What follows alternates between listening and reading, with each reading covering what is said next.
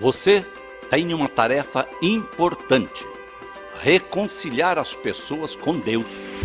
Agora é a hora de se tornar um porta-voz da verdade. Hoje é sua chance de falar com palavras que as pessoas possam ouvir. É um dia para resgatar, redimir e falar sobre a justificação. Mas como falar? Como escolher as palavras certas? Como começar? Para cumprir esta missão vital e responder ao maior chamado, é preciso estar preparado. Vamos nos preparar juntos para cumprir o ID de Jesus. Sua vida só terá significado se você viver para que Cristo seja conhecido.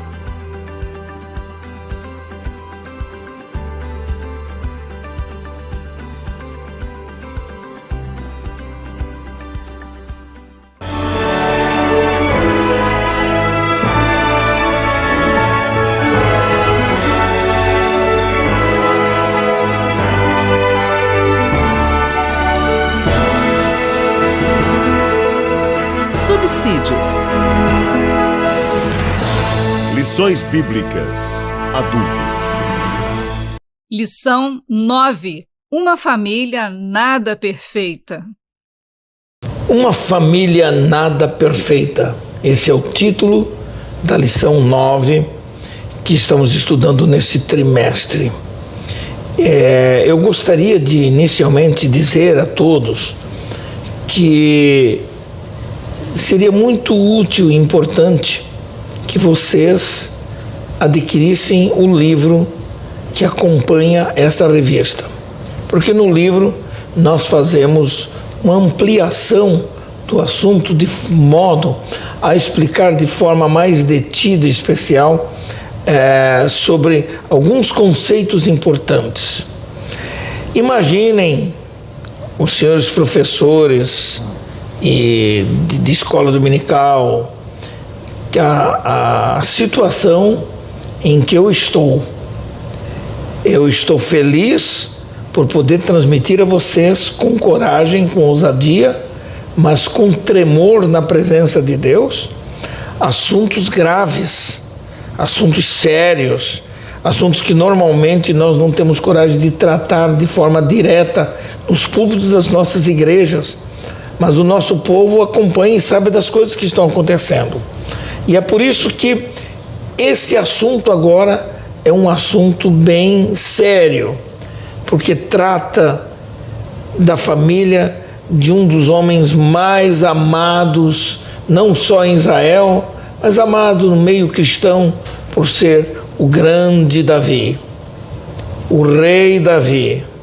Na verdade, nós preferimos sempre pregar sobre as proezas de Davi, os sucessos de Davi como rei, mas nos esquecemos com facilidade dos problemas humanos e frágeis do caráter de Davi, revelados na sua vida, principalmente em relação à família. Davi, na verdade, se tornou um pai descuidado, um chefe de família que não soube administrar direito seus filhos e pagou caro pelos erros cometidos pela sua displicência com os seus filhos especialmente. Então eu quero começar com a palavra de Paulo aos Gálatas, no capítulo 6, versículo 7, quando diz ali, para servir como texto áureo: não erreis, Deus não se deixa escarnecer, porque tudo que o homem semear, isso também ceifará. E a nossa leitura bíblica está em 2 Samuel, nos versículos, principalmente no capítulo 13. Nós vamos ler alguns versículos, saltando em alguns versículos para facilitar o nosso tempo de uso na ministração dessa lição. 13:1 de 2 Samuel nos diz assim: e aconteceu depois disso, que tendo Absalão, filho de Davi, uma irmã formosa, cujo nome era Tamar, Amnon, filho de Davi, amou-a, E angustiou-se Amnon até adoecer por Tamar, sua irmã, porque era virgem. E parecia aos olhos de Amnon dificultoso fazer-lhe coisa alguma. Tinha, porém, Amnon um amigo cujo nome era Jonadab, filho de Simeia, irmão de Davi. E era Jonadab homem muito sagaz. E ele lhe disse: por que tu de manhã em manhã tanto emagreces, sendo filho do rei? Não me farás saber a mim?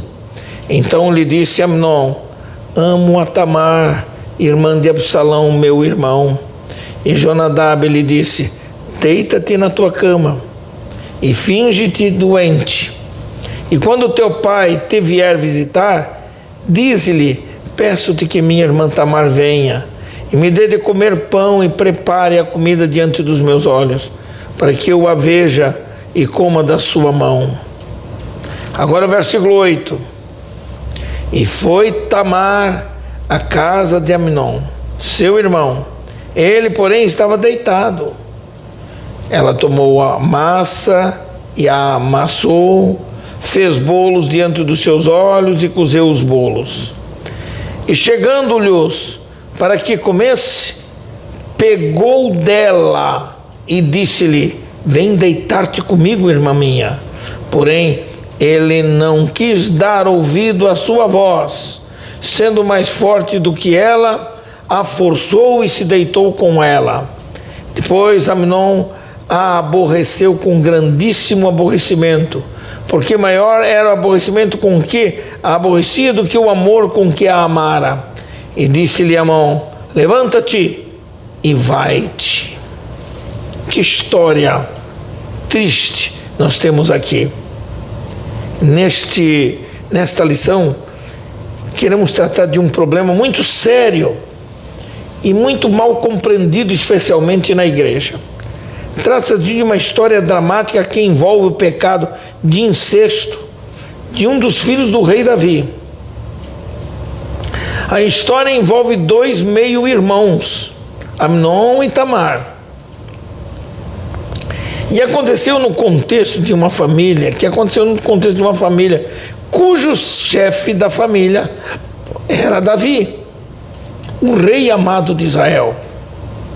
Entretanto, a despeito de ter sido um grande rei e líder em Israel, ele foi um péssimo pai de família. Quando Deus criou o homem, o dotou da capacidade procriativa. Então ele criou a mulher com a mesma capacidade procriativa. Ele os fez homem e mulher, e ambos foram habilitados para a formação da família. A ordem divina era para que fossem fecundos e se multiplicassem sobre a terra. Naturalmente, a multiplicação da espécie humana ocorreria com a união entre irmãos e irmãs logo no início, e outros parentes próximos naquela época. Não se constituía um incesto essa prática inicial entre as famílias, embora Deus tivesse permitido a união conjugal entre parentes. Naqueles primórdios tempos da raça humana, houveram algumas uniões conjugais de parentes, e um dos casos mais chocantes foi o caso de Ló e suas filhas. Esse incesto aconteceu quando Ló, depois de ter perdido a esposa e tudo quanto possuía em Sodoma, lhe restara apenas suas duas filhas. Mesmo tendo sido salvo pelo tio Abraão, Ló preferiu não depender do tio para sobreviver, mas depressivo e envergonhado, achou uma caverna para viver com as suas duas filhas. Suas filhas entenderam que deveriam deixar filhos para a posteridade do pai Ló e tramaram uma situação, aproveitando-se da depressão de Ló, e o embebedaram com muito vinho.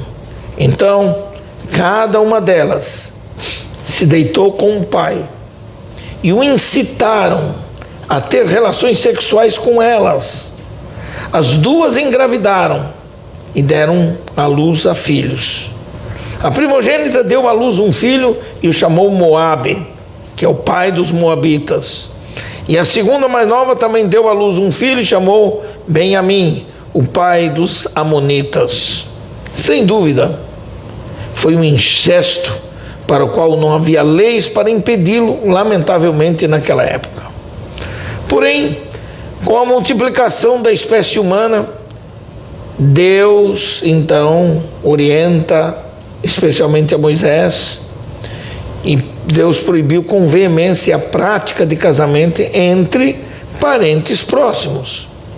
No livro de Levítico 18:1 está escrito: falou mais o Senhor a Moisés, indicando que deveria haver princípios para reger a união conjugal entre parentes. Está em Levítico 18:6. E o Senhor disse a Moisés para ordenar a Israel: nenhum homem se chegará a qualquer parente da sua carne para descobrir a sua nudez. Em seguida, o ato de descobrir a nudez de alguém tinha a ver com a união sexual, não só a nudez do pai, nem a da mãe, da irmã, da sobrinha, da nora, da tia ou do tio. Esses mandamentos tinham um caráter moral, físico e espiritual. Deus deu a ordem a Moisés acerca dessa prática, proibindo o incesto. A expressão descobrir a sua nudez, especialmente em Levítico 18:6, segundo a Bíblia de Estudo Pentecostal, edição global, lançada recentemente pela CPAD, comenta: a tradução literal da frase hebraica significa ter relações sexuais com ela. Isso envolve todas as formas de atividade sexual impura e profana, incluindo atos que não chegam a se constituir uma relação sexual. No capítulo 20 de Levítico, nos versículos 11 a 14, Deus estabeleceu algumas punições para essa prática em Israel. Ora, naturalmente, precisamos interpretar essa questão com cuidado, evitando radicalismos que desrespeitam as pessoas dentro das nossas igrejas. Nós temos dentro das famílias das igrejas locais casos especiais em que primo e prima se amam e se casam legalmente. Naturalmente é um tipo de união conjugal, eu diria, permitida, mas que requer que essas pessoas tenham consciência dos riscos, dos problemas consanguíneos especialmente. Na Idade Média, alguns monarcas europeus eram parentes por conveniências políticas entre os reinos. Existe um caso, um exemplo histórico envolvendo a casa de Habsburgo, chamada Casa de Saboia e a Casa de Bourbon, e que mostra que mesmo que as relações entre irmãos fossem toleradas e por outros eram consideradas abomináveis, no caso, por exemplo, do rei Carlos II da Espanha, que diz que nasceu incapacitado mental e fisicamente por causa de séculos de endogamia na casa de Habsburgo. Bom, em outros reinos, a união conjugal de meios irmãos foi uma prática permitida, com resultados de problemas consanguíneos sérios em pessoas das casas reais. Nós devemos, com isto, distinguir casamentos entre parentes de meras uniões para atividades sexuais sem o compromisso legal.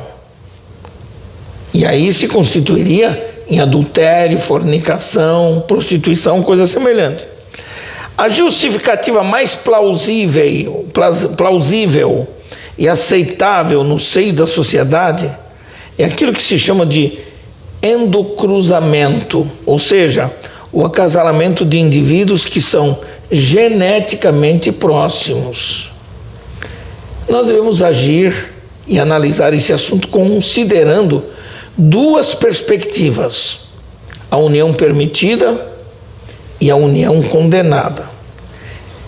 Essa lição não tem um caráter científico, mas tem a coragem suficiente para alertar as famílias sobre o assunto, destacando especialmente o ponto de vista bíblico. Sei que haverá discordância de opiniões, mas devemos tratar do assunto com bom senso, com muito respeito e bom senso. Nos dicionários, a palavra incesto deriva do latim cestum, que se refere a uma prática considerada impura. O termo pode até ser entendido na sua etimologia, a começar pelo prefixo in e o sufixo cestus, que pode significar, de fato, uma deformação da palavra castus no latim, que significa casto, significa puro. Por isso, incesto dá a ideia de não casto, de não castidade. Independente da definição gramatical dos dicionários, a simples união parental, por exemplo, no caso de Abrão e Sarai, que eram meio-irmãos, filhos do mesmo pai Tera, mas eram filhos de mães diferentes. Nem por isso Abraão e Sara perderam a bênção de Deus sobre suas vidas. Pelo contrário, da união deles nasceu o filho da promessa de Deus. Devemos ter o cuidado com atitudes radicais e farisaicas que se vive hoje em dia no nosso meio, porque nós temos na igreja famílias distintas e abençoadas que possuem primos casados legalmente e são membros ativos da vida da igreja. Alguns deles possuem filhos sem nenhum problema de ordem consanguínea, mas outros correm certos riscos. Então, nesta lição, nós temos a história dramática e vergonhosa de um incesto violento, de estupro, que aconteceu na família de Davi com Amnon e Tamar. E o que a gente se depara com isso? Uma família muito aquém do modelo criado por Deus, no caso de Davi. A despeito de ter sido um homem segundo o coração de Deus, Davi tinha um ponto fraco em seu caráter, que foi a sua poligamia. Davi baseava sua vida sentimental na experiência dos reis ao seu redor, e por isso ele se sentia com direito, e ele nunca conseguiu ser um homem de família de fato, como pai, marido de uma só mulher. Ele teve pelo menos 8 esposas, as quais 5 delas eram solteiras quando se casaram com ele, e 3 já haviam sido casadas. 3 delas foram Abigail, Ainoã e Batseba, com as quais Davi teve filhos. Entretanto, historicamente, Davi pouco pensava sobre os filhos gerados com estas mulheres. Por isso, sempre Davi enfrentou crises com esses filhos. Se voltarmos para a história dos começos no livro de Gênesis, iremos perceber que o Criador estabeleceu um modelo de união conjugal que só poderia acontecer entre um homem e uma mulher. Está lá no capítulo 2 de Gênesis. E o princípio estabelecido pelo Criador regia o casamento, que regia o casamento, era a monogamia. Por isso o homem deixa pai e mãe e se une à sua mulher, tornando-se os dois uma só carne. Séculos depois, na história de Davi, sabemos que, a despeito de ser um homem temente a Deus e até gozar da sua bondade, Davi não conseguia dominar sua concupiscência. Por isso, devido à sua posição de rei de Israel, Davi dava-se ao luxo de ter várias esposas e concubinas. Naturalmente, com todos esses casamentos, Davi teve muitos filhos e filhas, muitos dos quais nem são citados. Por isso ele deixou um péssimo exemplo de administração da sua própria família, da sua própria casa. Porém, entre todos os problemas gerados pela sua displicência como chefe de família, temos esse caso de Amnon e Tamar, ambos filhos gerados de 2 mulheres de Davi. Quem era Tamar? Tamar era filha de Maaca. Essa mulher era filha de um rei que tinha um pequeno reino nas cercanias das terras de Israel, o rei Jesur, que era rei de uma cidade-estado na fronteira oeste de Bazã.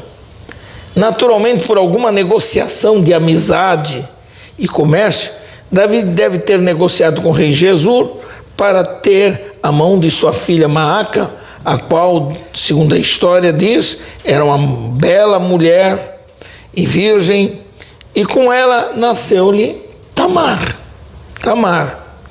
Sua beleza e sensualidade atraiu Amon, seu meio-irmão, que era filho de Davi e Ainoã. Portanto, Amnon era o filho mais velho de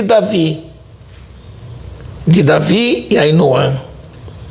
Mas quem era de fato Amnon? Era o filho primogênito de Davi, sua mãe era Ainoã, como já dissemos, segundo Samuel 3:2 diz isto, quando Davi ainda não havia assumido o trono de Israel, mas já era o escolhido de Deus. Feito homem, entre outros irmãos nascidos, este homem chamado Amnon demonstrou ser um homem desajustado emocionalmente e dominado por paixões carnais incontroláveis. Amnon desenvolveu um comportamento dominado por uma paixão louca e doentia por sua meia-irmã Tamar. Ele ficou doente de angústia e de desejo incontinente por sua irmã Tamar. E por isso, ele não comia, nem bebia, porque estava totalmente dominado por essa paixão avassaladora. De fato, uma paixão incestuosa, tão forte, que se tornou uma verdadeira obsessão em tê-la de qualquer modo. Tamar, por outro lado, nos parece uma jovem ingênua, que não podia imaginar a obsessão de Amnon. Entretanto, as imaginações devassas e pervertidas de Amnon o deixou fora de controle, de tal modo que ele foi capaz de fingir estar doente e precisando da benevolência não apenas do pai Davi, mas de sua meia-irmã, a pedido de Amnon ao pai, para que a mandasse para fazer-lhe bolos que ele pudesse comer da sua mão. Para conseguir o que ele queria, Amnon fingiu-se doente, segundo o conselho de um abominável chamado Jonadab. E para receber a visita do pai, então pediu-lhe permissão para que Tamar fosse enviada para preparar-lhe os 2 bolos. Entra nessa história a história de Jonadab, que era um conselheiro do mal. Era um conselheiro do mal. Ele entra em cena, porque era primo de Amnon, o qual, percebendo a angústia provocada pela luxúria de Amnon, Jonadab usou de sagacidade para instruir Amnon como é que ele deveria fazer para atrair e trazer Tamar à sua casa e satisfazer a sua luxúria. Jonadab era filho de Simeia, irmão de Davi, mas ele usava a sua mente com maus pensamentos para enganar. Segundo informa a Bíblia, era um homem sagaz que tinha maus pensamentos em seu coração. Deixa-lhes dizer isso: o mal sempre atrai outros males. Por isso, Jonadab, em seus conselhos maléficos, induziu Amnon a satisfazer sua paixão com um plano de mentira que envolveria seu próprio pai e também a Tamar, a vítima dessa situação. A verdade é que, sob a atitude de Davi para com seus filhos, era que, como pai, Davi era um tanto relapso para com eles. Para amenizar a falsa doença de Amnon, Davi não só permitiu, mas ordenou que sua filha Tamar fosse à casa de Amnon como um gesto de atenção e carinho por seu irmão. Ela foi, fez bolos diante de Amnon e quando estavam prontos, ela trouxe a cama onde ele estava. Amnon então deixou os bolos para lá, agarrou a Tamar com violência e a forçou a deitar-se com ele. Nós vemos nisso aqui o que faz um péssimo amigo, um amigo terrível, o que nós diríamos aqui, um amigo da onça. Jonadab é o tipo do amigo que não devemos ter por perto quando tivermos algum tipo de problema pessoal ou familiar, porque ele se torna um conselheiro do mal. Cuidado com os conselheiros maléficos. E a colheita nefasta de Davi foi uma realidade. Vejam só, nós descobrimos em Gálatas 6, 7, 8 um princípio que Paulo estabeleceu, que é um princípio que rege a nossa semeadura. O apóstolo Paulo fez uma exortação aos Gálatas que deve merecer a nossa apreciação. Nos versículos 7 e 8 do capítulo 6 de Gálatas, ele disse: de Deus não se zomba, pois aquilo que o homem semear, isso também ceifará. Porque o que semeia para a sua própria carne, da carne colherá corrupção. De fato, nós preferimos sempre falar das conquistas e vitórias de Davi. Quando pastor de ovelhas, no campo das terras de seu pai, enfrentando o leão, o urso, lobos. Na sua arte como arpista, cantor e poeta. Gostamos de falar dele na sua coragem como um jovem, disposto a enfrentar o gigante Golias. Gostamos de falar de Davi nas suas conquistas como rei de Israel. Mas a história revela também seus fracassos como homem e como chefe de família. Lamentavelmente, vários problemas foram gerados pelo próprio Davi, o qual, mesmo sendo um homem ungido para ser rei, não evitou que sua vida pessoal tivesse forte traço carnal, principalmente com a sua poligamia. Davi semeou também sementes ruins, das quais teve uma colheita também ruim. Imagina o que se passou na mente de Davi como rei de Israel, o qual, à semelhança dos reis das nações vizinhas, ele se podia dar ao luxo de ter várias esposas e muitas concubinas, sem que isso fosse ilegal ou até mesmo pecaminoso. Com essas mulheres, diz a história que Davi gerou mais de 20 filhos. Na realidade, Davi usava dessa liberdade para ter esposas e filhos, mas ele foi completamente displicente com a sua família, com as suas esposas e também com seus filhos. Davi não tinha tempo para cuidar da família, porque ele priorizava sempre os assuntos do reino de Israel como principal atividade. Suas conquistas territoriais, as muitas guerras, e com isso ele esqueceu-se de que tinha uma família espalhada em vários lugares das terras de Israel. Seus filhos e várias mulheres não tinham nem acesso ao próprio pai. Eles se tornaram problemáticos em suas vidas pessoais. Do total de tantos filhos, apenas uma filha se destaca pelo nome, que é esta, Tamar, filha de Maaca em Hebrom, e era irmã de Absalom, que foi um dos filhos mais rebeldes contra Davi. Davi colheu muitos dissabores de sua vida desregrada com a família. Ele perdeu o controle da família. Davi teve pouca atenção dos filhos, os quais não conseguiam ter o carinho do pai para as suas necessidades. Quando se diz que Davi foi o maior rei de Israel, porque destacou-se na história com grande sucesso na organização do reino e pela sua mente estrategista para as guerras, se esquece de que, indiscutivelmente, pelo seu brilhantismo como líder do povo de Israel, não foi a mesma coisa como um bom líder para a sua família. Ele tinha algumas fraquezas humanas que o tornaram vulnerável, especialmente no controle e assistência da família.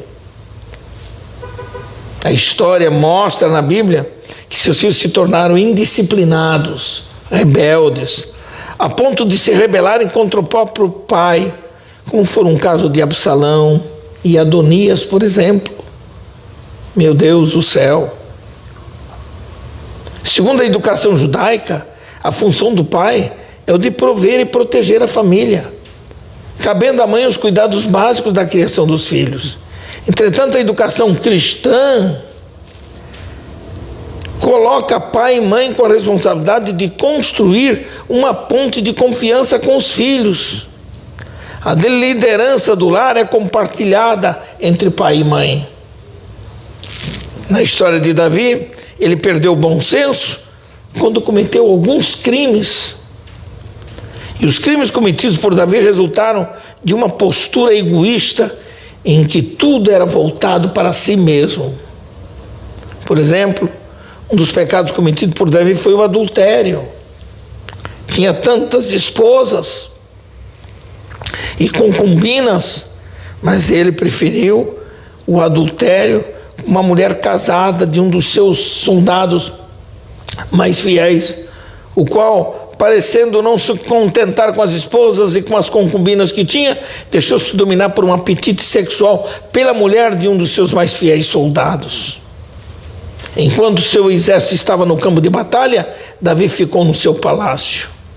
Sem outra atividade, Davi permitiu que sua mente carnal alimentasse um encontro com uma mulher casada, esposa de um dos seus soldados.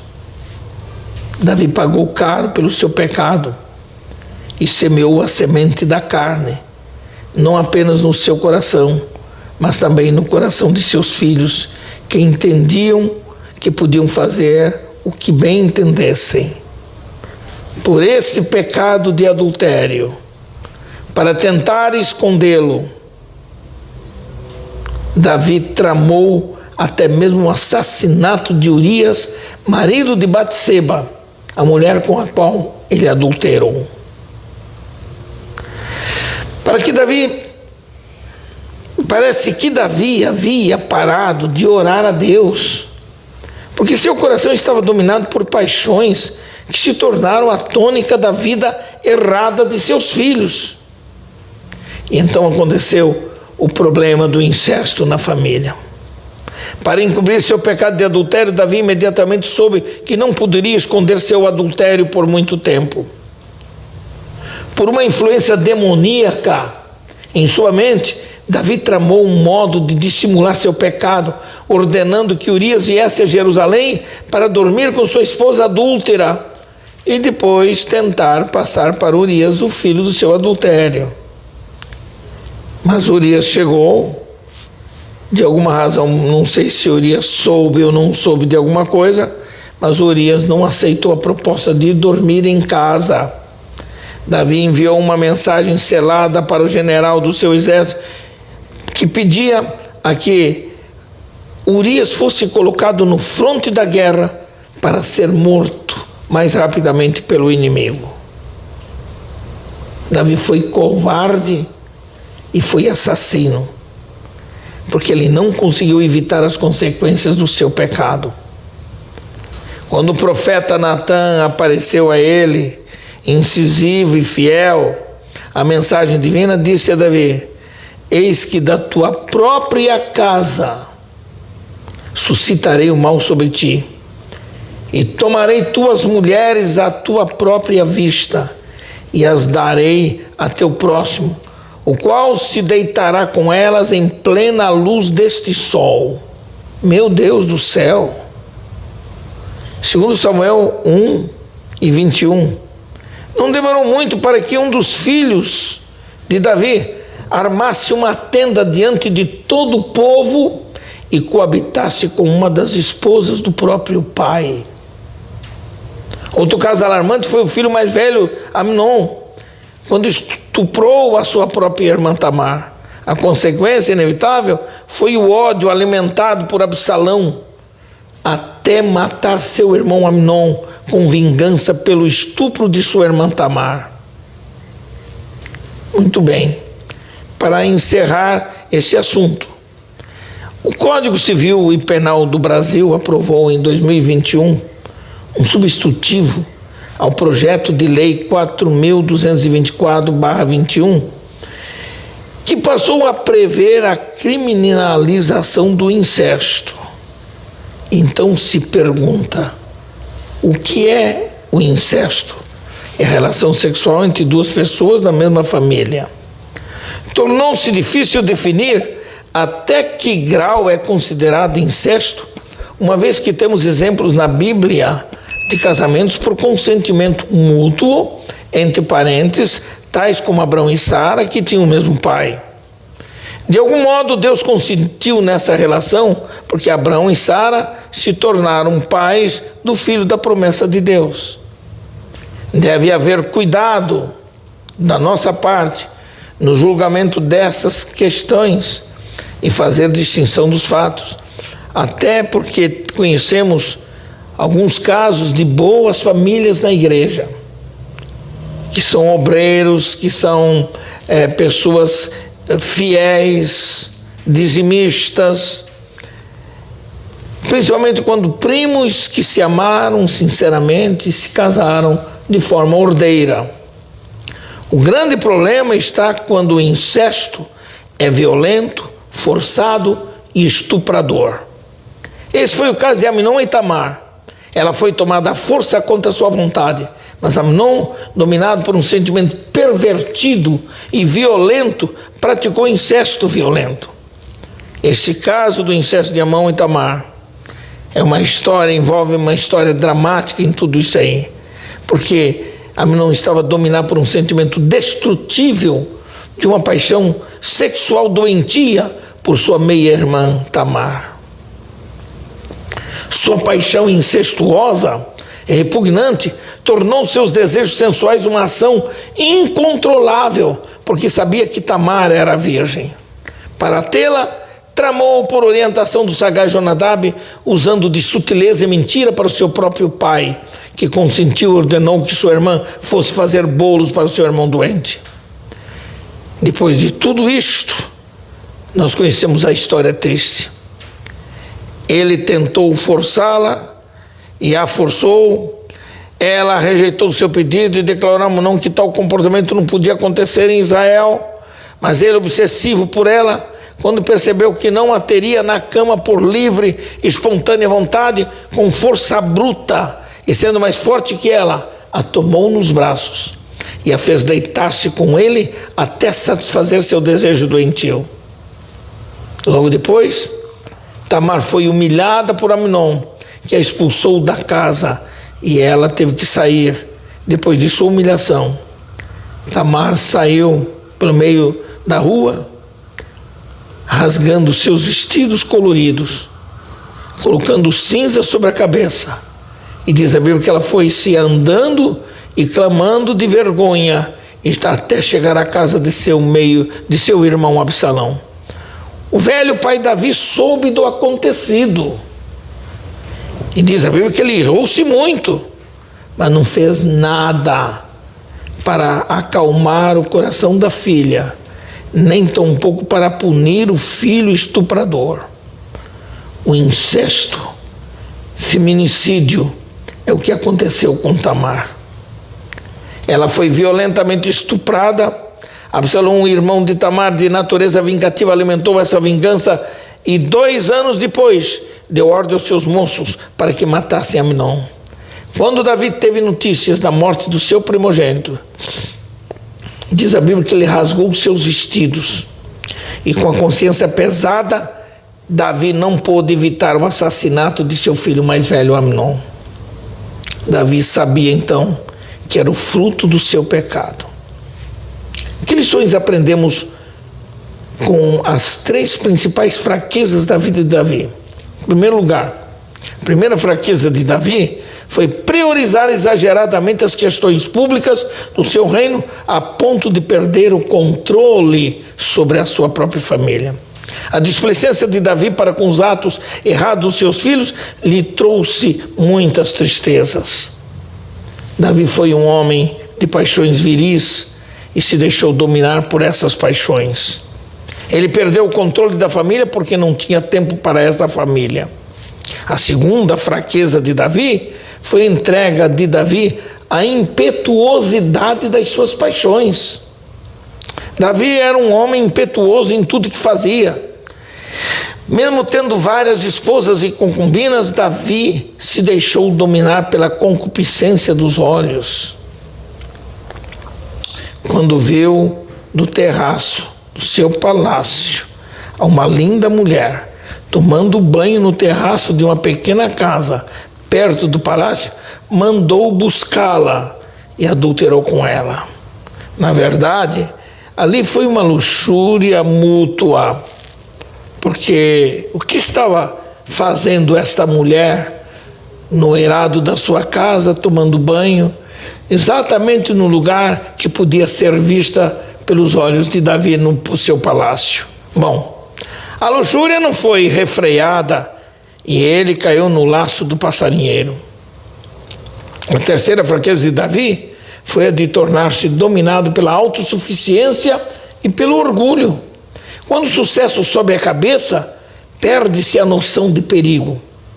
No ministério cristão, todos sabemos que existem 5 coisas que derrubam um líder: dinheiro, preguiça, fama, sexo e ego.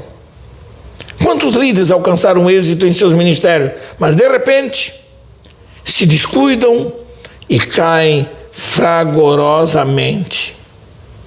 De todos os pecados que se cometem, o incesto tem uma gravidade moral e espiritual enorme. A Igreja de Cristo ensina sobre a gravidade desse pecado e tem ação disciplinar para o membro que o praticar. Na legislação brasileira, o incesto é considerado crime quando fica caracterizado o abuso sexual. Então, é bom que, quando acontecer no seio da igreja casos de primos que resolvem se amar e se casar de algum modo, que eles sejam orientados pelo pastor da igreja para os possíveis problemas que possam enfrentar de consanguinidade e outros tipos de problema mais. Eles têm que ser alertados, não impedidos, se a coisa for de forma legal e correta. Por isso, é bom que nós aprendamos. Afirmam alguns antropólogos, por exemplo, que Isaac, biologicamente, parecia não ser uma pessoa plena em termos de saúde mental e física. Não sei, não podemos provar isso biblicamente, mas isso não passa de meras insinuações sem respaldo bíblico. Por isso temos que ter cuidado quando tratamos de um assunto tão grave, tão sério, mas que deve ser ensinado com cuidado, com muito cuidado, na escola bíblica dominical. Deus abençoe a todos.